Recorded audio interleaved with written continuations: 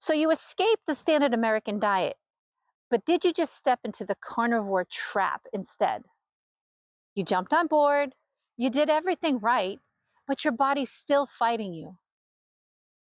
Yes, carnivore is powerful, but the trap is believing it's supposed to fix everything. If you've been doing carnivore for a while and you're still tired, your issues aren't resolving, or the scale won't budge, it's not because carnivore doesn't work. It's because your body's asking for more. And the way out, the way to actually heal, comes down to these next four keys. These keys will unlock the carnivore trap and set us free and on the road to healing again. So key number one is to stop outsourcing and reconnect with your body. After 4 years on carnivore, here's what I know. If you hand your health over to someone else, you're going to stay sick. Unfortunately, we were raised to trust authority and ignore our instinct, and that mindset kept us stuck. The truth is, carnivore works best when we treat it as a tool for discovery, not a rule book. We can go carnivore and feel amazing at first, but then confusion hits us from all these videos and opinions and experts, and the real progress actually happens when we learn to research, experiment, and analyze for ourselves. I had religiously followed the carnivore diet for 2 years, and I stalled. I wound up finding a functional medicine practitioner, and the difference, she jumped aboard and helped me. She didn't dictate to me, and together we worked to find what was going on in my body. And that's what you need. That's what you want. You want someone who works with you, not lords over you. Because in the end, you're the one that has to live in your body. Some people thrive with coffee and some don't. Some people can tolerate eggs and others can't. Carnivore isn't a religion, it's a reset.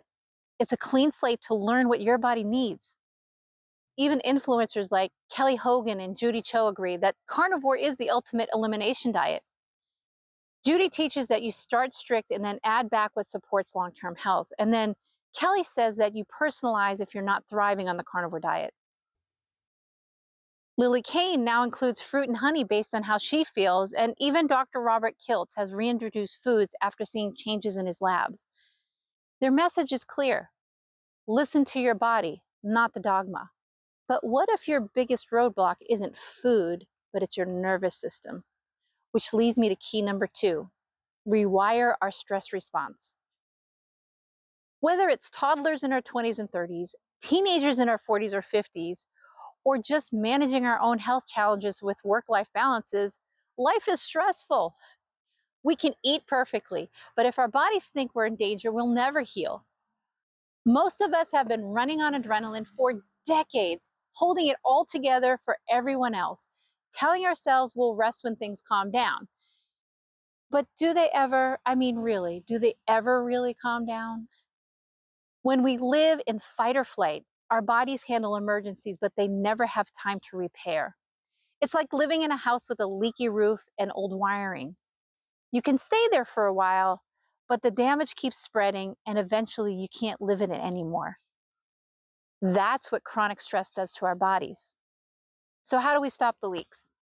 It starts with one of the hardest words for women to say, no.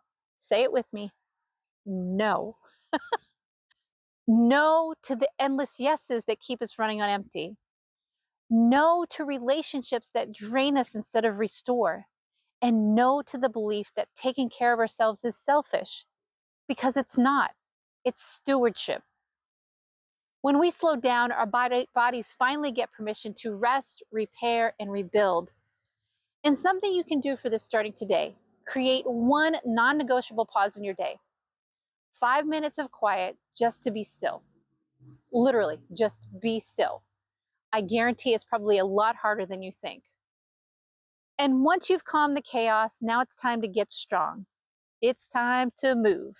Move with intention, which is key number three.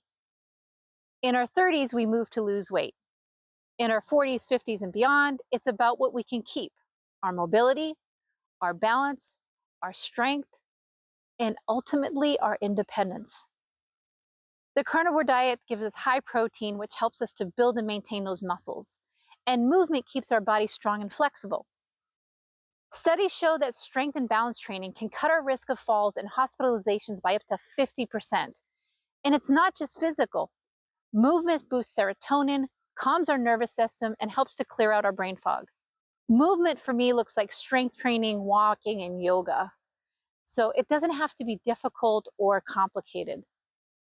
The old adage of move it or lose it is absolutely true. So something you can do for this starting today is schedule 15 to 20 minutes of movement every day, intentional movement. Consistency will build your confidence and in turn build your strength. So after we move, now comes the best part, rest, but not just any rest, a rest that's in sync with how our body was designed. Key number 4, rebuild your circadian rhythm. 3 a.m. wake up is your body's stress response, a sign your hormones and sleep rhythm are completely out of sync.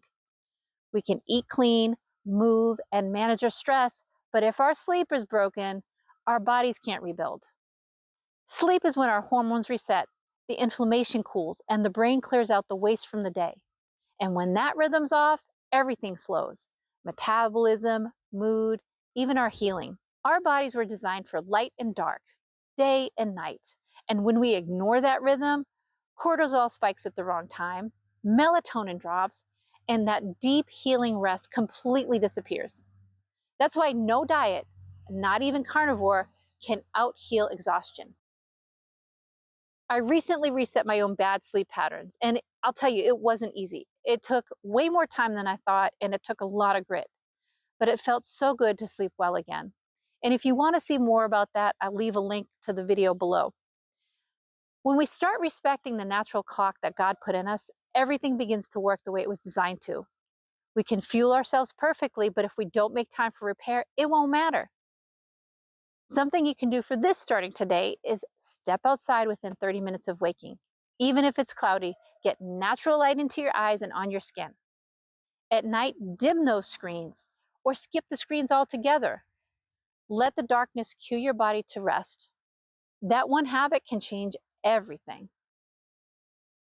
The carnivore trap isn't really about meat, it's about mindset. Your body isn't broken, it's been trying to talk to you this whole time. So when you combine food, awareness, movement, and sleep, you stop chasing fixes and start living in a rhythm with how your body was designed to heal. And if you are interested and you have not yet started the carnivore diet, I've got something for you.